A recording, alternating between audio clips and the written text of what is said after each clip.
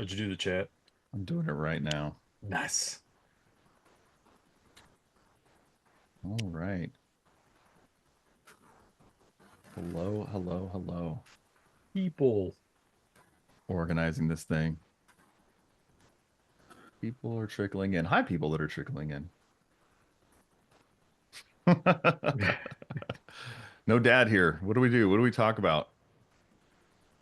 Oh, I didn't even. We got to talk about something that's not food. I feel like every time Minx is It's always here, we food. always talk about food, candy, barbecue, something like. I mean, we did talk about beards last time while you were out, but yeah, It's true. I don't know.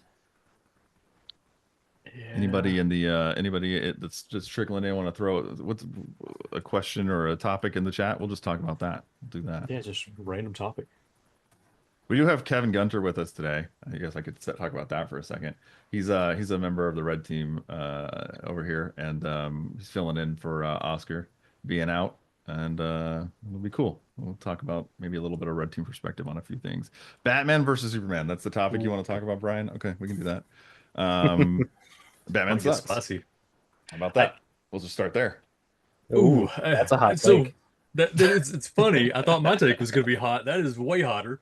I was just gonna say that. I mean, I like Batman, but also Batman is a superhero because he's rich. Like he can Yeah, buy all the things he needs. Like yeah, Superman, I mean, is an actual superhero. yeah. He's So just there's a that. grown-up version of an angsty kid who lost his parents. It's just kind of Yeah. like and he has money, but he can't do anything with it. He has to have like a super awesome, Alfred to do everything for him. It feels like, you know what I mean? Like, This is true. here's your new suit, sir. Like I don't It's know, kind of man. He like just feels lame to me. Tony Stark, but without the cool things. Yeah, without doing it himself. Yeah, it's like if Yeah, you were to take okay. away all of Tony Stark's skills, right? Like Iron Man's skills, ability, like intelligence, all of those things, and just made him really depressed and depend on everyone else, you'd have Batman. How about that? And the chat numbers are dropping. Weird. Why are we losing people? No. Yeah, right. I don't actually feel that strongly about it, but it is a fun topic, and I'm very well versed in beating up on Batman in these discussions because we have a decent amount of Batman fans on the team. So Yeah. Yeah. Anybody got another one? I mean, that we only killed 2 minutes with that. We usually kill at least 15 with candy. So we were all way too much in agreement on that one. That didn't work yeah, out very well for us. dang it, no hot takes if everybody agrees. All right. I mean, what is your favorite superhero? Let's go with that, which I don't have an answer for, so I shouldn't have said it, but Oh, yeah, probably honestly Iron Man, just because the intelligence, like brains beats brawn type of thing. But okay. I thought it was his reckless abandon in which way he approached things that you really I mean that too, but like that's part of it, right? Uh, I don't know. I don't actually. I mean, like I used to love just like X-Men and stuff when I was a kid. I used to collect all the comic books. I love Spawn too, for that matter, which is not a superhero. I don't think. I don't know how you want to phrase. Anti-hero, I He's an think, anti-hero, technically. yeah. Yeah. But it was good times. Yeah, I was gonna throw out the Underdog. old Hancock. Oh, The Will okay. Smith. Yeah, just Okay. because of the fallen hero. Hmm. Thing. That whole arc was fun. I thought so. Yeah, it was fun. Yeah. Brian says I'm not wearing a Batman sweatshirt. You are. I agree. It's me. Sorry, This is Brian. my Sorry, Brian. Batman sweatshirt right here. It's definitely not a sword made of D&D dice in a rainbow. Oh, that might be a fun one. Actually, I saw a thing the other day called oh, what was it? It was like Fair Dice or something like that. Some Kickstarter to make very, very accurate dice. That there's no like if the numbers are carved in right, it changes the weights ever so slightly. They made the D4 more of a cylinder so that so that you Mm, don't step on it in the middle of the night and stab your foot was what the sure. answer they gave. Mhm. Um, Kind of a neat thing though. I didn't really do much digging. I just saw a really brief like ad for it. I was like, oh, that's kind of cool. And then so I Yeah, think you guys have heard of it. haven't heard of that. Yeah. That's pretty cool. I feel like a lot of D&D nerds though are dice goblins and have specific themed dice for specific Yes. characters they play. So Yeah, I don't know how successful that would be. the tough thing Yeah. about making D&D dice like that is that people want so many different ones. They want to have like special designs, looks. You want to be unique, right? You'd have to be able to produce quite a bit to make it work out, I think. But also, look, I play D&D. I don't want my dice to be fair. I want them to be definitely weighted toward nat Yeah, 20s. no, You know what I mean? that's Like what I thought too. I was like, you hang on. lost me the moment you said it was a fair one. I don't, why would I buy something specifically fair? I want something specifically Yeah. unfair in my favor. Okay, the fair dice, just make it a rule that your DM has to use the fair dice, right? Make it, Right, yeah, there yeah, you go. use it that way. My DM rolls all his dice behind a board. I can't see what they are anyway. You know what I Yeah, mean? I think he's because lying he's to me not half the rolling them, time he's just anyway. throwing them down and He's just picking out the rolling them number and he's that's like, the oh, most pain. yeah, he passed. Don't worry. He hits you. All right, that's now we're nerding out too much about dice Yeah. D&D. We're good. We're good. We can move on now. Let's talk about some Okay. other topics. Let's give the people what actually I think this is what they want. People, So is say this what like you want? this is less nerdy. I mean, what with the rest of the stuff we have to talk about? I don't know. Listen, don't get literal here. All right, I just want to encourage people to do ask to ask questions in chat or anything like that or in the Q&A. We prefer to talk about whatever you guys are talking about versus other things, but we do have some topics to talk about, so we will do that thing. Since we're supposed to, but Oscar's out, so we'll do whatever. One of the things we'll try to start with and is there's a Xanthorox. I don't know how to pronounce it. Yeah. It's a lot of X's or something. AI. It's a Gen AI driven attacker platform that has some researchers are kind of warning about. I guess that it's coming out there, kind of calling it out. I think this is something that like no duh, right? Like I think we all know that this is the way things are going to kind of continue going. But obviously this is an example of it starting to happen in some ways that are a little bit more than some one of the things we've talked about, and I think one of the things you see a lot of is, and a lot of questions are oriented around, a lot of the answers to those questions are oriented around, is like, is AI going to really up the game, really up the things that we're seeing attackers do, et cetera, right? And in a lot of ways, it's like kind of like the answer is no, at least with Gen AI. It's not going to the thing about Gen AI is it's arranging words in ways that make sense toward what we've said in the past, right? It's kind of telling you the things we already know in different ways potentially, right? You have novel sentences, but generally not novel ideas. But one of the things we've definitely harped on and talked about is the fact that it will make things faster, easier, make people who are incapable of normally doing this stuff capable of doing certain things, right?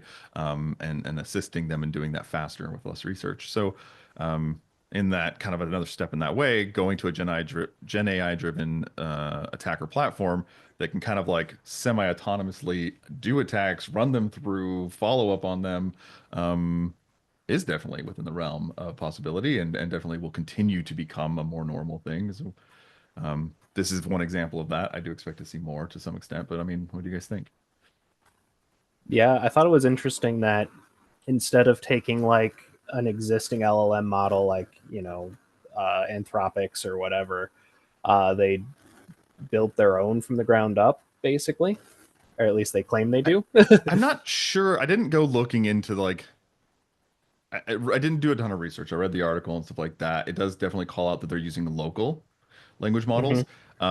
Whether or not they're self-built or self-trained or anything like that, I would doubt, honestly, just because of the required resources needed for that. But I wouldn't be surprised if they're running open source language models locally and then maybe training or doing a RAG model or something like that to kind of like Sure. enhance that data and have it be more focused, right, or fine-tuned or something. Yeah, that's what I would think they'd be doing. I read a couple of different articles about this one, and at least a few of them called out that they're doing their own thing, that it's not built on another LLM, which was interesting to me. It's kind of why I called that out specifically. I'm Okay. like, I don't know how true that is, but interesting if true. Yeah. I would be kind of curious because I've been meaning to. I've got my own little AI server that I run locally as well, and I was kind of meaning to work on having it train on my Obsidian notes for all of my like tool documentation, things like that, so I could use it to, kind of query syntaxes and stuff quickly. I kind of wonder how close that would get to what they've got. Yeah.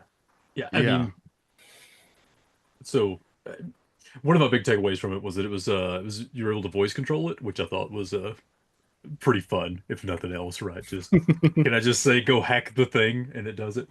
Probably not, but yeah, it was kind of neat. I will say, like from a defender perspective, there are some interesting possibilities since it said that it was sort of autonomous, right? And it can change on the fly, at least from what I was seeing there. So that makes TTP fingerprinting a little more difficult, right? Not terribly. It's not like it's gonna wreck the world or anything, right? I mean, it's still gonna be doing a lot of the same things, just maybe in a slightly different manner.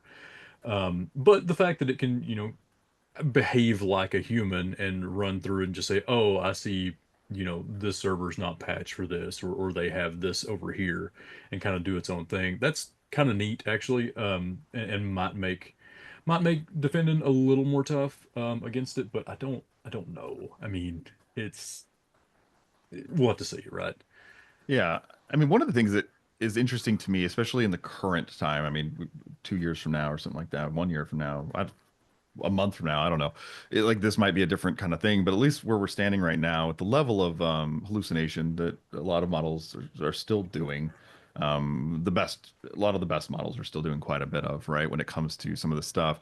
Um, it'll be interesting to me to see how much actually hallucination is what kind of gets them caught because of trying things that don't make sense per se or something like that. Sure, it'll try some things that do make sense and it'll be good, but there will be things that will stick out as like, what the heck was that? And maybe we'll be able to fingerprint it easier and better, possibly because of that. Maybe someone will look at it from that angle too. I know I've been playing around a lot. I've got my own LLM server running at home now, and I use it for a lot of things just to see how it does. Honestly, I'll do something myself and then have it do it. Right? I'll do a hack a machine on the Hack the Box, and then I'll restart it and just feed all the stuff to different LLMs and see how it does. Right? How does Gemma do? How does Llama do? Et cetera. Right? So and honestly, it's very common that it'll be, it'll like I was doing this one with Python, and it was like a Python escape related type thing, or essentially it had a deny list of words and stuff like that. And I told it like it has a deny list of these words that I figured out so far. What do you recommend? And then it like immediately, this was one of the hack the boxes just not too long ago, and it one of the words it denied was import. We don't want to allow you the Python to import another library. So I very specifically called that out, and then the AI said try to do an import like this way, and I was like, to reiterate, import, the word import, the text, so the string import is denied. Okay, try doing underscore underscore import underscore underscore whatever. It's like, no, import is not allowed. Like I had to like reiterate it multiple times, and then it finally got to some other way that didn't actually wasn't a real thing. Like it was just struggling so hard to stay on track on doing this. Now there are better tuned models obviously out there, but just showing that kind of as an example of like we're gonna see some of these things I think do that where they either just get it wrong or hallucinate and make up something an attack path that doesn't exist, and what will that look like? That's gonna be fun digging through logs and be like, "What in the hell was? What were you Yeah. doing?" Like, so, Yeah. But otherwise, yeah, I think this is something we're going to see more. I mean, especially as technology, there's a lot of people right now that are definitely looking at technology around LLM implementations, trying to make some custom um, hardware that will allow you to hit the resource requirements for a lot of the LLMs. Also, LLMs are, people, the community out there is constantly trying to find ways to get these on smaller resource or logistically take a lot less up. And so we're going to see it move more and more toward the point where people will be able to run a decently powerful LLM on their local machine. And so you won't be as restricted by some of the guardrails that are being put out there, because once you start running a lot of open source stuff locally, being able to train locally, and do various things and fine tune locally, those guardrails are going to be gone in a lot of ways, right? And so because of that, we shouldn't rely on guardrails. Guardrails are cool, like we want to have them. We've talked about this a little bit before, but we're going to see more people being able to just implement something locally and use it quite a bit. Yeah, especially with when DeepSeek dropped, I know kind of the tech YouTube sphere was all abuzz with different instructional videos on how to set it up in your own Olama server or in LM Studio on a desktop and things like that, because it was a decent model that didn't take up nearly as much space as far as RAM and VRAM goes. Yeah. Well, cool. Next topic is apparently some hackers were lurking in the Treasury office of the comptroller of the currency for a couple years, and just kind of recently got discovered. I mean, it's not a good thing. No, Kind of a long dwell probably time. probably not good. Yeah, probably not good. And Yeah.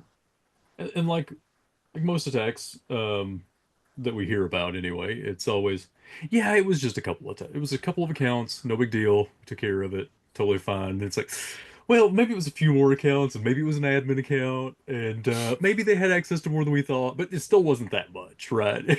And so, there's Yeah. always that. Yeah, that's always I th a fun path.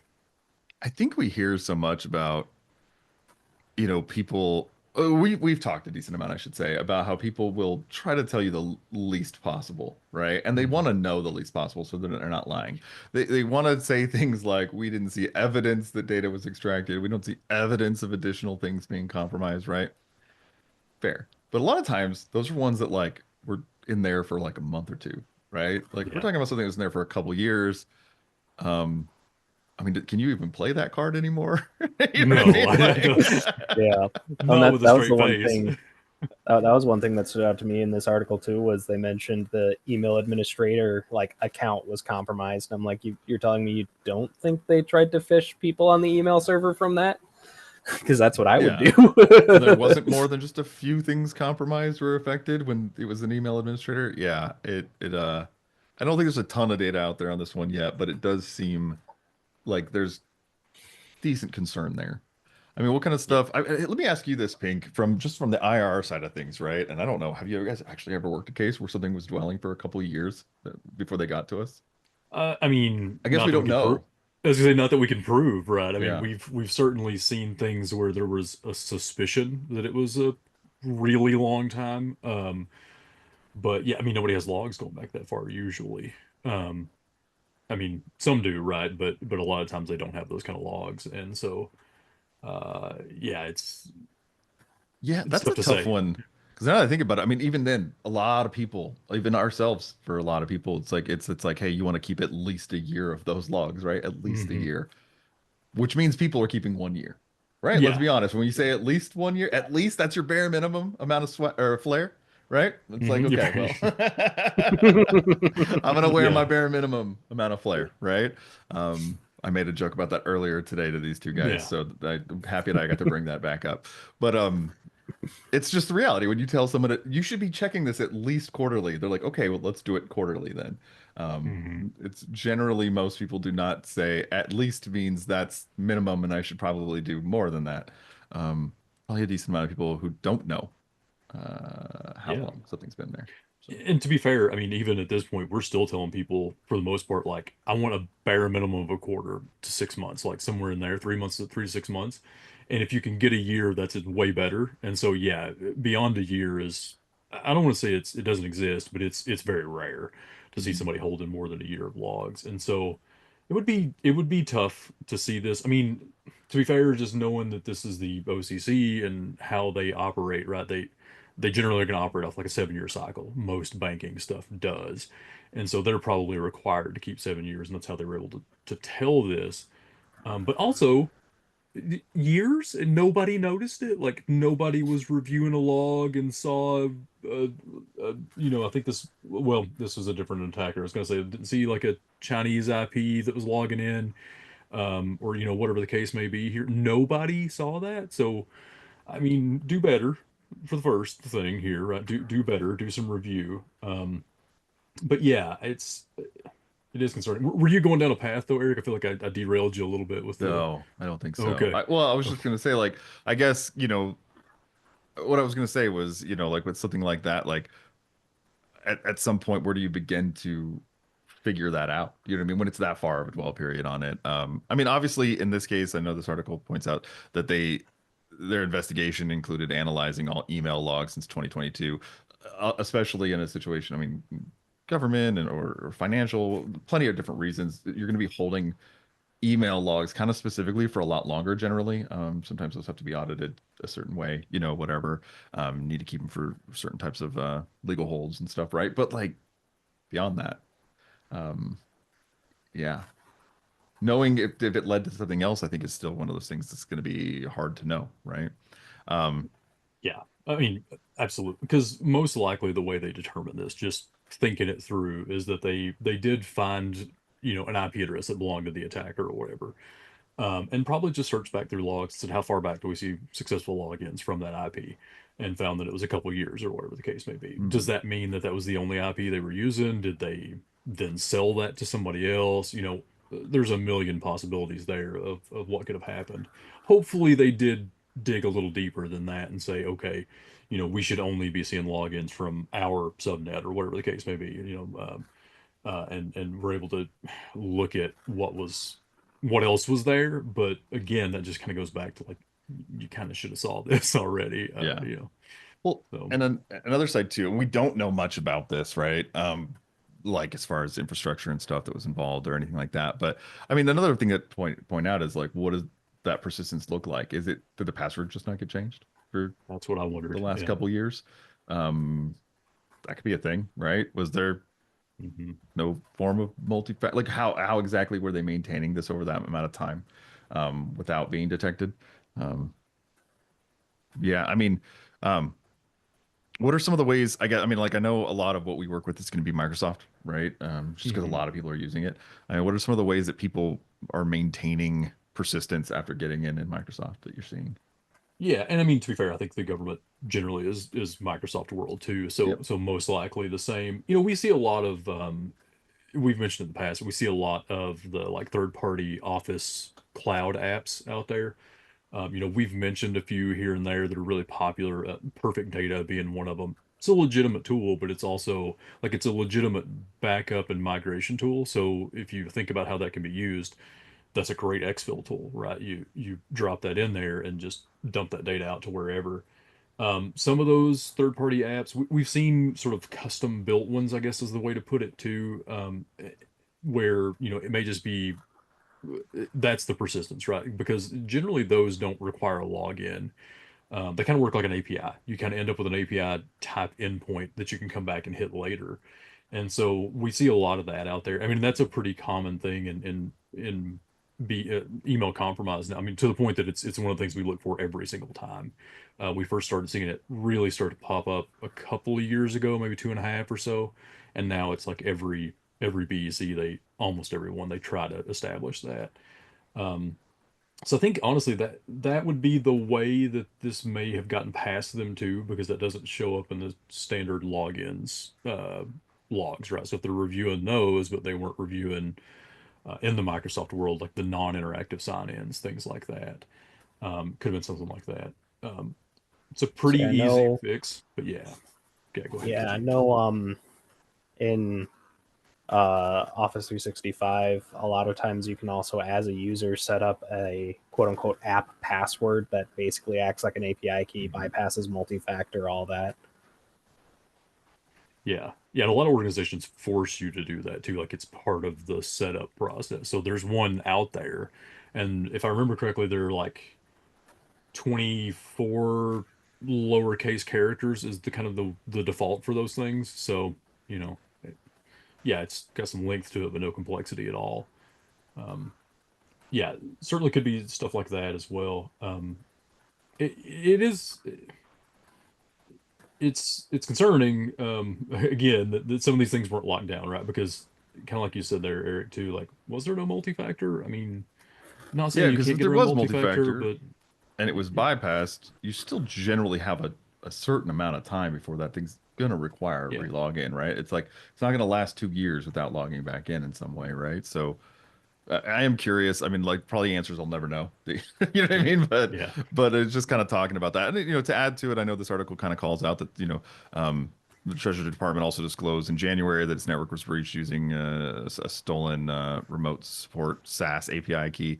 A couple different things, related to the Treasury Department going on, which makes sense, right? I mean, like, Yeah. it's a good target, especially for foreign actors and things like that too, right? Um, I suppose, just the kind of takeaway is you do have things in place to hopefully lower the dwell time to a lot less than that. I think is be checking into different things that are out of your account. Make sure multi-factor is there, obviously. Um, I mean, any other recommendations, Pink?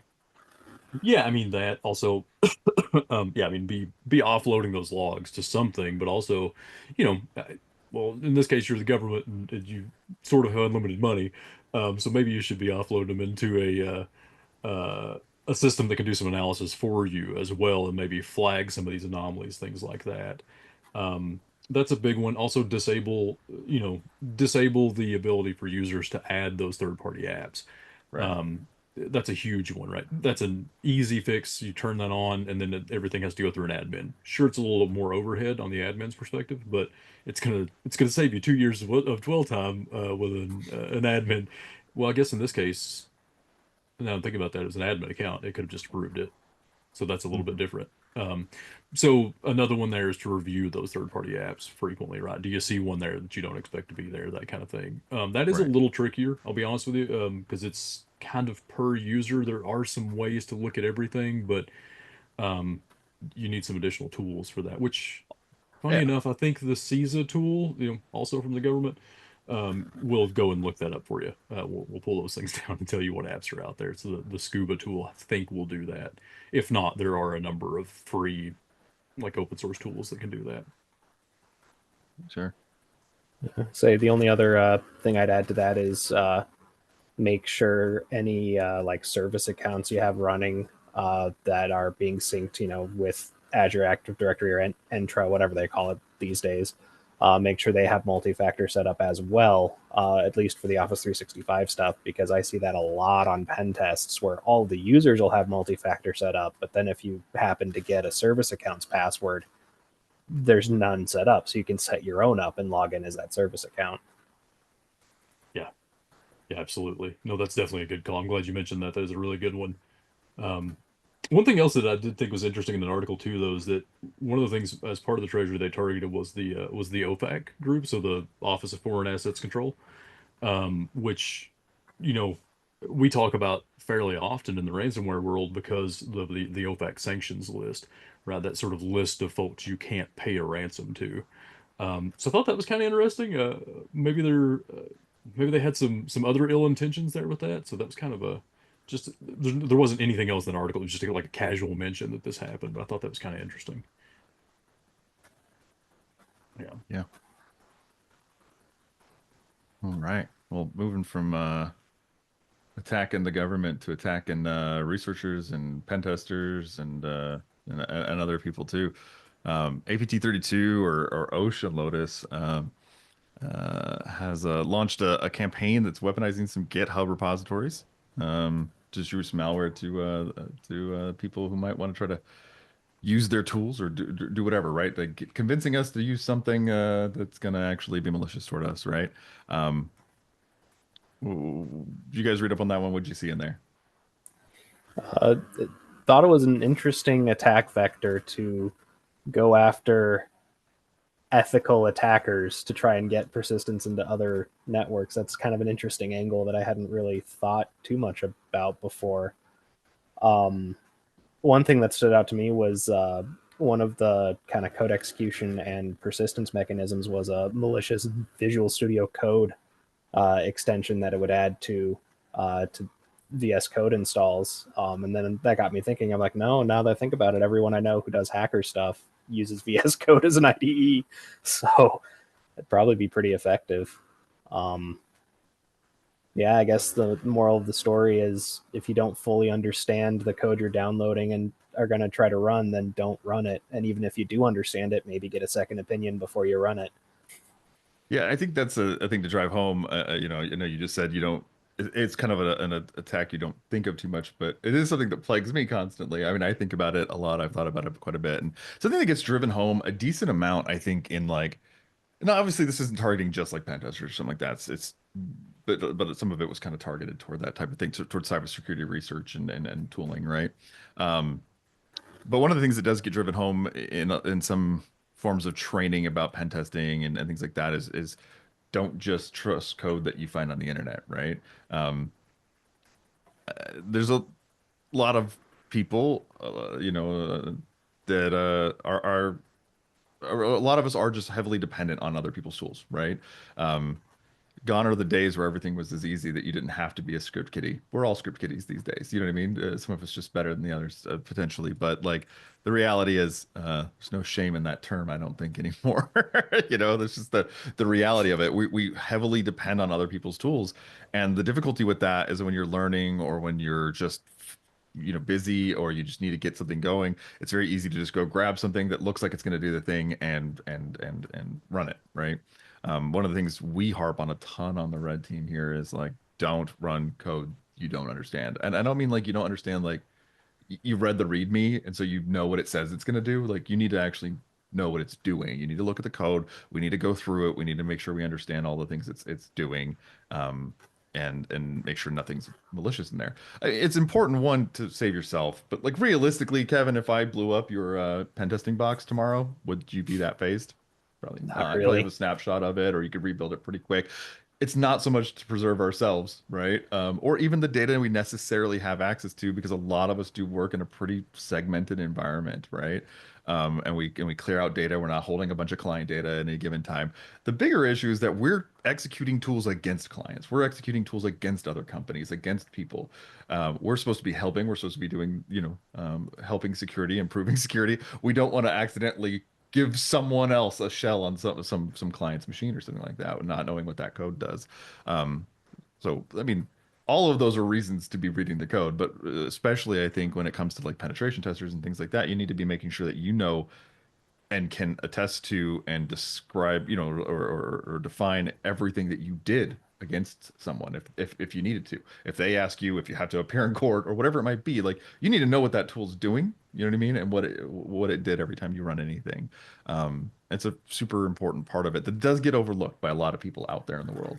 I can't say every team's doing that. I'm not trying to be like we're better or anything. I'm just saying that there's a lot of people out there that I meet who will just grab a piece of code and run it. And you're like, oh my God, please just look at it first. Like make sure it's not gonna like wipe out your drive or something like that, at least. Yes, you could blow up my pen testing box today and I'll be up and running by the end of the day without really being phased by it. But the reality of the situation is I don't want that few hour downtime either. You know what I mean? Like I'd prefer not to have it.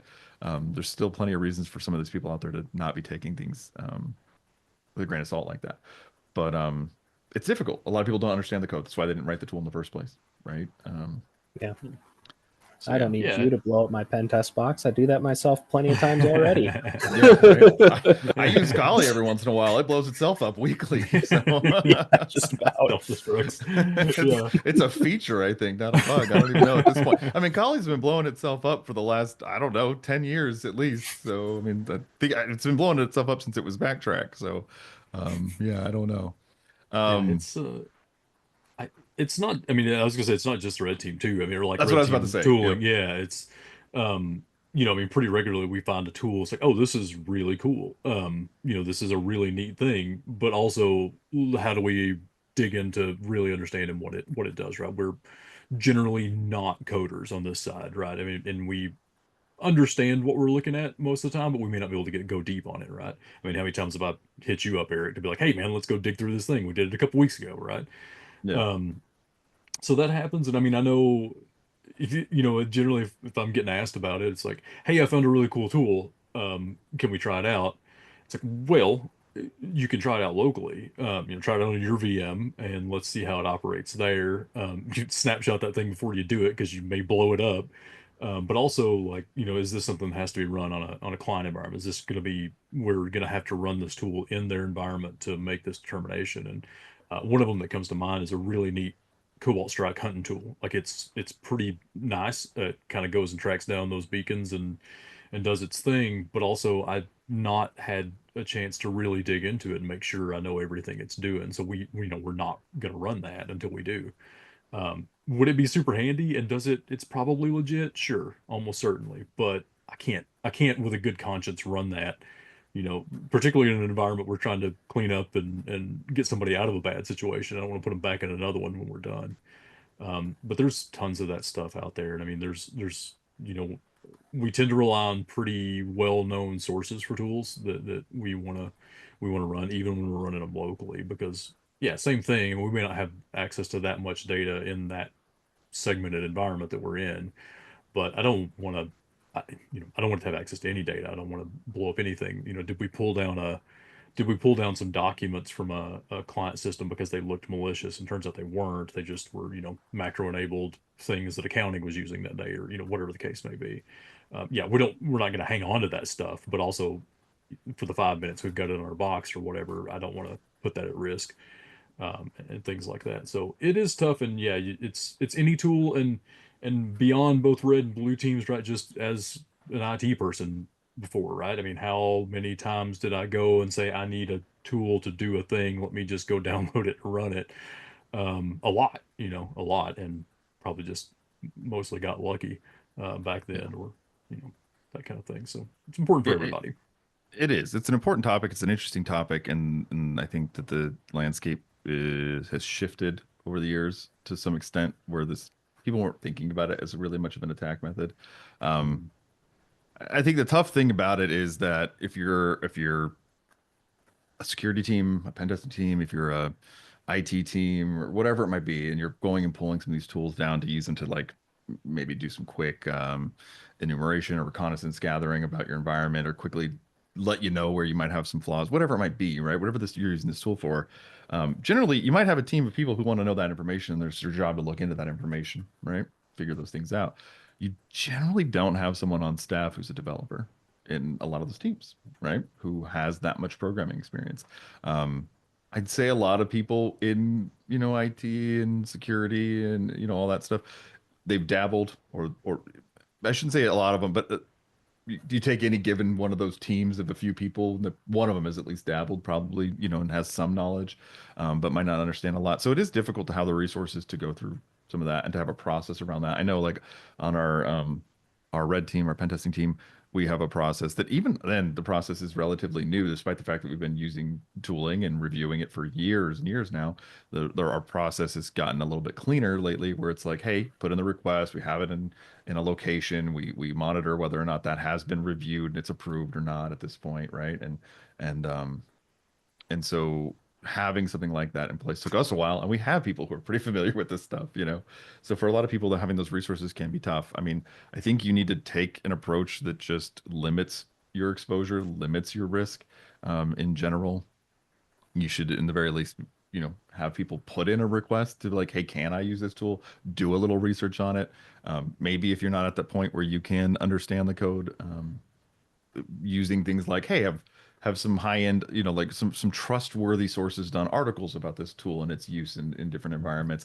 Are there a lot of people like starring and following that GitHub repository or something like that, right? Like there's a lot of eyes on this project. If look, I'm not saying that replaces the negligence of not looking into it per se, but you're taking you're kind of unrolling that risk as you go, right? Like it's like, what point do you say, okay, well, I trust that someone else would have caught the problem by now because it's so popular in some way, right? Versus something that no one's hardly seen on GitHub that you think, oh, this is perfect for what I want. Let me run it. Um, and it's got like 2 stars, and no one's written Yeah. an article about it. So you can kind of look at that. Yeah, One of the things we could talk about too is that AI obviously is getting better, right, at doing things I like was just this. about to say that. You can tell Yeah, AI to go look at some code these days and ask it to tell you what each line is doing, and it will. It'll comment the code down and tell you what every line is doing. Now, will it hallucinate sometimes on what that line is doing? Yeah, but you're closer. but it's for the most part pretty decent at figuring out what code does. Um, I've certainly used it quite a bit to kind of figure out like Rust scripts and whatnot. Like, oh, why is that question mark there? What does that mean? Things like Yeah, that. So Yeah, yeah, It does that. It also, the ones with the guardrails, right? The ones with the guardrails are going to be a little less happy about that code. I know I threw in a chunk of a web shell that I found the other day, and it was just like, hey, this looks malicious. I'm not going to tell you what it does. I was like, oh, come on, help me out here, bro. Because it was like, it was heavily obfuscated. And I did go through the manual process of breaking it down a little more, but also, hey man, help me out here. Save me some time. And it would not. It was just like, no, this is bad code. You Did, don't want this. did you try to get creative with your prompting? Did you tell it that it was a security researcher trying to understand what the tool did and needed to go through and highlight it for its boss or anything like that? Because sometimes you can like I prompt it pretty didn't. good. Yeah. I And should it'll have. I gotta get it'll my throw AI those skills better. guardrails out if you prompt it right. Yeah. In some situations. Yeah. It's not even considered to be like a jailbreak or something like that. It's honestly just like if you do good prompting and like you set its guards right, it'll navigate around its guardrails properly. Yeah. So, Definitely should um, have done that. I will say part of it was that when I was looking, like as I was doing this, I looked at one of their obfuscation techniques in it, and I was like, "Oh, that's really easy to fix. Like that one's mhm. I can throw out a ton of this with basically a find and replace because they had just done some goofy stuff in there." But yeah, I was a little disappointed. Um, One thing I Yeah. did want to mention about this particular Ocean Lotus attack, though, or the one that they're talking about here, was I thought was kind of neat was it was using like the GitHub API to do its C2 traffic, which is concerning from a blue team perspective because that would not raise too many alarms in general, especially now that they're owned by Microsoft. Like it's just going to look pretty normal because Microsoft's talking back to Microsoft tools are talking back to Microsoft all the time, all day, every day. Like it's Yeah. just constant. So, yeah, Yeah, I think it's important to note that this is not a new thing. I mean, one, I've seen people using Git or C2's different C2 type things using GitHub specifically in the past, but also just using different public resources as a C2 communication um, is I've seen people have done it with Twitter posts and comments. People have done it with Instagram posts and comments. Some highly obfuscated in some ways, some not, right? Some of them I've heard about. I did a little research. It was more. This was a research thing done. It wasn't actually seen live like by an active attacker, but someone who had implemented just for the sake of showing it, a thing that made realistic enough looking comments on like Instagram and stuff like that, but like just by positioning of characters and things like that could be decoded to be actually like, communication back and forth. Hmm. A lot of people don't do that because one, they don't know how. There's a lot of people who are just Mhm. reusing the tools that are available to them or services that are being offered out there and stuff like that. There's a decent amount of people who do not know how to create or use the tools properly that they're using for these attacks. They're just trying to make money, right? Um, and two, even if they do know how to do it, sometimes they just want to shotgun blast and do things as fast as possible, get in and get out, do the thing that just works, right? But when people want to be sophisticated or do different things, or set up the time to set up a shotgun blast that does use something a little bit more sophisticated, you will see things like this that you're not going to notice the traffic's just going to blend in. So yeah, I think it's a good call out. So I've also seen DNS as a command and control channel as well, or Yeah. kind of more modern DNS over TLS so that it's encrypted. So it kind of just looks like regular encrypted DNS traffic. Mhm. Yeah, yeah. The DNS ones are kind of fun. I mean, like from a blue team, when we find those are kind of neat. Saw a really neat one a few years ago that was it was basically doing it was a random subdomain, like a randomly generated subdomain off of a domain that looked like it belonged to Skype. And so it was like, like SkypeNet.net or something like that, right? Something that if you're just glancing through logs, it wouldn't immediately trigger as being something gnarly. But that randomly generated subdomain basically ensured that it had to go out and check DNS and route it out, all the way back to like the attacker's DNS so that it wasn't getting cached. And that was kind of a neat technique we Hmm. saw with that. I haven't seen that one in a while, and I probably just gave somebody ideas, but it's cool. I mean, we've seen it, so we'll find it again. Go ahead and try. But but yeah, that was a really neat one I saw with DNS. So that's a good one to mention too. Yeah, for sure. Um, I mean, just pivot. Should we pivot? Pivot? Well, Yeah, that you gotta. I mean, talking about, interesting ways or novel ways of potentially, doing some bad things, right? Malware kind of actions, stuff like that. There was Mhm. a researcher, or article kind of about an advanced Windows RAT with system destruction capabilities. If you get our topics emails before this comes out, there's I think a link to that. I don't know how they send it out, to be honest with you, but we were looking at this one, and it's not to call it out because I think everybody should be scared of this new RAT or anything like that. One of the things that was nice, it was an article kind of just detailing its capabilities, how it worked, things like that. There's a lot of little things I think to me that really stand out about some of it. I mean, one of the interesting things I'll say is that it's being advertised in a way and being called out and talked about in a way that people do believe that it's pretty advanced or something like that, right? It has a lot of capabilities that are scary. It seems like a scary tool, right? A scary thing to exist in your environment. Which, I mean, to be fair, any remote access Trojan is a scary thing to have in your environment in general. Um, but also kind of going to what I was saying about a lot of things not necessarily reinventing the wheel, not necessarily being overly complex, not using weird C2 channels, but instead just using basic stuff. Um, One of the things that was this is called the Neptune RAT, and it boasts the ability to um, destroy or corrupt the system in several different ways, or to do ransomware, or to steal passwords, or to it has a thing on in there called a crypto clipper or something like that, which essentially just monitors the clipboard if you copy, in case you copy a crypto wallet address, and then if it sees something that looks like a crypto wallet address using regex, it replaces it with the attacker's wallet, so that if you copy paste to send crypto to someone, you send it to the attacker instead, right? Which feels like a very pointed thing that's not going to hit a lot of It people, does. but Yeah. Yeah. sure, yeah, like it's on that huge list of things it can do, right? Um, so it sounds sophisticated because it just has so much, but not necessarily that sophisticated, right?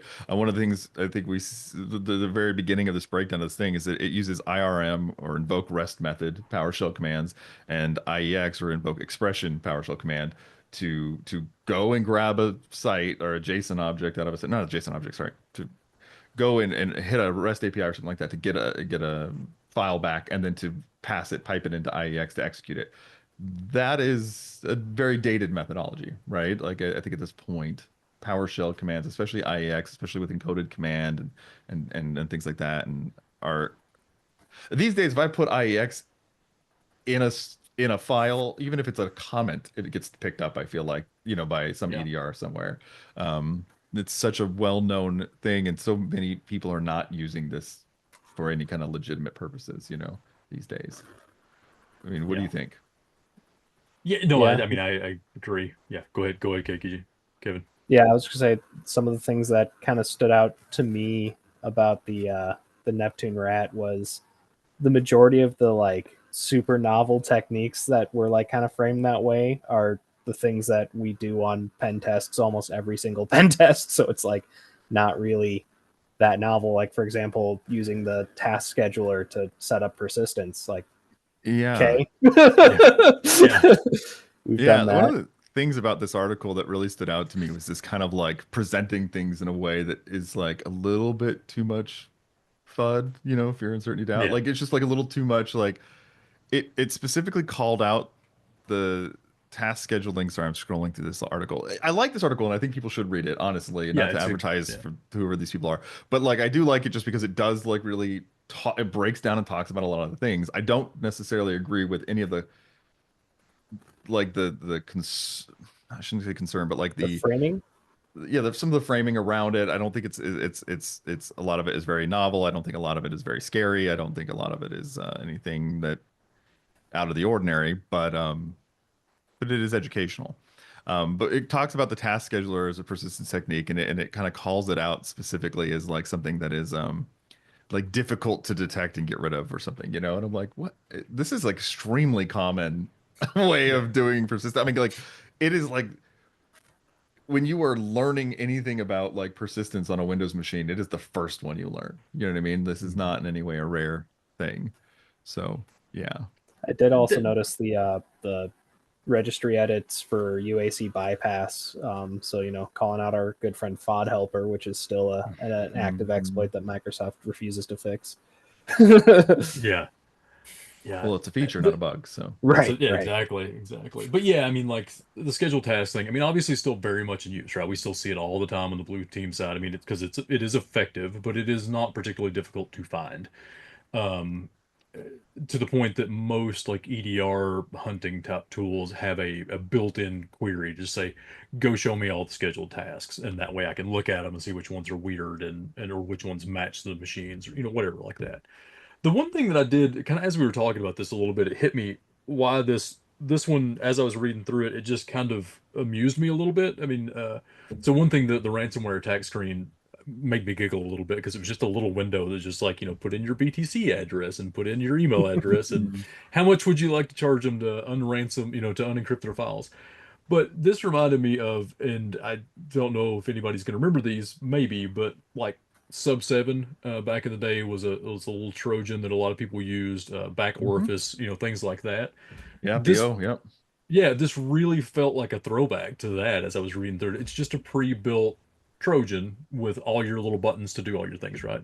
It probably doesn't have a Yeah. Jack CD-ROM drive in it, but that was always a fun one. No, it's actually hilarious to me is that we were just having a conversation, like BSing on a red team call a few days ago, last week, something like that. And one of our guys was like, somehow Visual Basic got brought up, and it was like, and it was he was saying like Visual Basic is worthless. Nobody uses it anymore. If anybody's working in that, it's so outdated. All the stuff, right? And I was like laughing. I was like, hey man, Visual Basic's awesome. I used to use it all the time. I used to make Where's tools on AOL back in the 90s with that. And I used to make like, these stupid little, like a back orifice type things or other tools like that, right? Back in the day with Visual Basic. And then I legitimately like an hour later or something like that saw this article and this is written in Visual Basic. And I sent the link to him. I was like, see, people still do things in Visual Basic, but also laugh so hard because it does. It feels so dated. It feels like the things I was creating when I was 14, like the kind of Yeah, malware I was creating when I was 14 years old. You know what I mean? Not to like, I mean, like I'm sure it's more sophisticated than things I was writing when I was sure. 14 years old, Yeah. but that's just, the time and the whatever. But it just really goes to show how much like some of the stuff does just get thrown together and then it Mhm. just packs a bunch of stuff in, but it's not, and it looks very threatening. I don't know how threatening it actually really is at the end of the day, though. Yeah. Um, yeah, Yeah. I did find the section I was thinking of too that it called out task scheduler, anti-kill, and highly persistent technique, and it was running it every day at 1 a.m. Mhm. with a Yeah. scheduled task. That's yeah, anti-kill, highly persistent technique for persistence. Yeah, I just no, it's not. Just Yeah. go remove the task. Yeah. Like Just delete that thing. just yeah. Yeah. Um, but yeah. Yeah, and some of the other things we were talking about it being highly, I think it's going to be highly detectable. Like, I mean, I don't know, maybe I'm missing something, but it had a bunch of sort of standard DLLs with it, right? I mean, these Mhm. DLLs that it's bringing along every time, those are going to be highly, the hash values of those are going to be in everything. So everything's going to detect those pretty quickly. Some little things like that. And some of those were like the ability to disable antivirus, but they end up getting loaded before they're doing the thing usually, so it's probably going to get caught right there. Yeah, it was the one thing I will say, it was fairly small. I was kind of impressed. I mean, it's like 24 and a half meg or something like that. Pretty small Mhm. tool. So good for Well, a lot of good these for DLLs and stuff that do this, I mean, honestly, their size is super 10K tiny. or something like Yeah. that. Like 100K max, honestly, to get a lot of this stuff done. You're talking about a very basic function that goes, looks for certain types of files, does some decoding if needed, or just pulls data out or whatever. Really, honestly, I find as someone who does still occasionally help create malware, right, of some form, droppers and things like that, a lot of the size comes from inflating on purpose, Oh or yeah. adding data, adding extra things in on purpose. Um, I'm working on one right now where I'm literally just adding in a ton of code that has nothing to do with what I'm trying to do, Mhm. just to help circumvent any kind of heuristic analysis or various things looking at it, like it looks like it does a lot more. Because the reality of the situation is a lot of malware doesn't do a lot. It feels like it does a lot, but it's very, very purpose built, very, very efficient at what it's supposed to do, which is something kind of tangential to what I was, or I should say, adjacent to what I was about to say about this, is that this is what you want your mouth, like this is what you want people to be creating and throwing at your company. Honestly, like this is so easy to detect, in my opinion, with all of these heavily detectable, either heuristically or signature, potentially from those DLLs and all these other things. You want something that's kind of messily thrown together. You want something that's written in Visual Basic because it's so easy to decompile. Even if it's obfuscated, it's much easier to deobfuscate and decompile and see what it's doing and figure out that it's malicious and stuff. Like what I worry about is the small, efficient, purpose-built thing for just getting around your EDR and your thing. You know what I mean? Which is what I'm, me and other people on our team are working on all the time. Is like that's what our focus is those things that are getting around that. But like I said, a lot of the size comes from just purposefully putting in things or doing other adding a bunch of different libraries that you commonly see in a bunch of different applications, so it blends in better and it looks normal. Um, you don't see a lot of tools that you go to download that are 10K or 150K, right? Yeah. It's realistically, most people are downloading Adobe, whatever, right? And so Adobe Reader, Adobe, which is whatever. however, yeah, or something like, it's something that's decent size. It has a purpose. It has a bunch of stuff to it. So you want to do that. You want to make it kind of emulate and look more like those kinds of things. So Yeah. Yeah, this one definitely does not keep me up at night. I mean, I'm with you. Like, yeah, I mean, it's got some functions. It does have the ability to overwrite the master boot record, which in my notes, I just wrote, that's annoying. Don't do that. Just don't be a jerk. Like, that's just an annoying thing to do to somebody. yeah. But yeah, it doesn't, uh, sure. It And I'm sure has it needs certain context that it probably doesn't get very often to do that, but it is an advertised very, feature. very likely, yeah.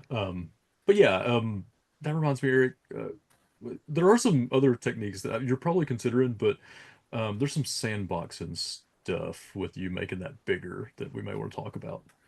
Um, just some things that I know that cause me problems. I can help you Let's out here talk and solve off some. this about whatever this Yeah, I is. know. I'm kind of Yeah. like, I don't really want to throw that out there as a thing, but there are some things you can do there that have caused me problems in the past, and I don't Yeah, really want to no. give. I'm cool with I'm giving you that sure. information. Yeah. Um, you Let's and just share it with the Kinky. world. Let's go. Let's Let's talk just about it. share. If you Let's just guys throw want to that right just out screw there. everybody, no. We're about at time anyway. I think this is a good place to wrap. Thank you for joining I us should today. start saying it and then we just cut it off right here, like Yeah, Soprano absolutely. style. Yeah. Just yeah. Stay tuned for all the secrets that we're about to unleash. Click. Bye. Yeah. I actually almost just ended it right halfway through that sentence, and then I was like, no, I'm not going to do it. Uh, Again, thank you for everybody who hung out, watched. yeah. Everybody who's going to watch later on YouTube and things like that. Until next month, we'll see you later. Goodbye. Bye.